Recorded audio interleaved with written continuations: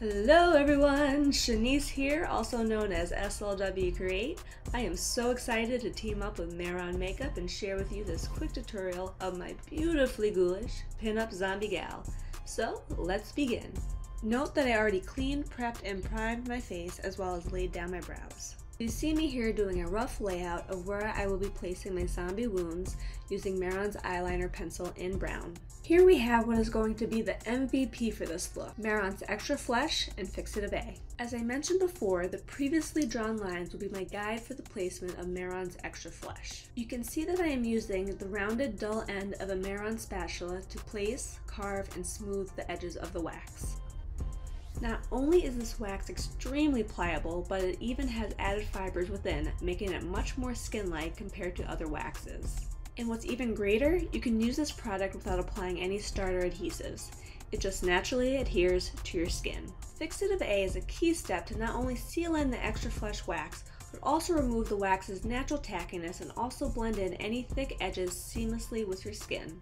Dipping into Mehron's Bruise Wadell, I'm actually going to use this as my skin base color and mixing it with my everyday cream foundation in my shade. I'm going for a campy horror zombie vibe, and a big inspiration for my choice of going green was Dan O'Bannon's 1985 Return of the Living Dead's green half zombie. Using the blue violet mixed with the green of the color wheel, I'm contouring my face as well as giving my cheekbone and eye a more sunken in zombie feel. Once I'm completely satisfied with the cream color placement, I go all in with Mehron's setting powder. This will set your cream makeup and deter it from shifting.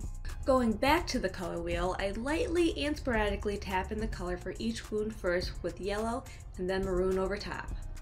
Then going into the blue-violet shade, I again lightly tap in the color only around the circumference of each wound, giving the effect that these wounds are not fresh and trying to heal. Using the light red, blue violet, and yellow of the color wheel, I lightly draw in veins coming from each wound with a detailed brush. Mehron's Coagulated Blood did not disappoint to elevate this look. Coagulated Blood is a highly thick syrup-based SFX product. It does not drip, and it gives the perfect effect of a healing clotted wound.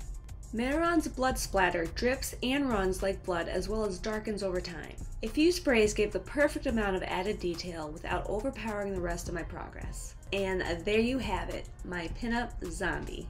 Please feel free to tag me if you recreate this look. Mehron and I would love to see all of them. With that, to all my ghosts and ghouls, happy haunting!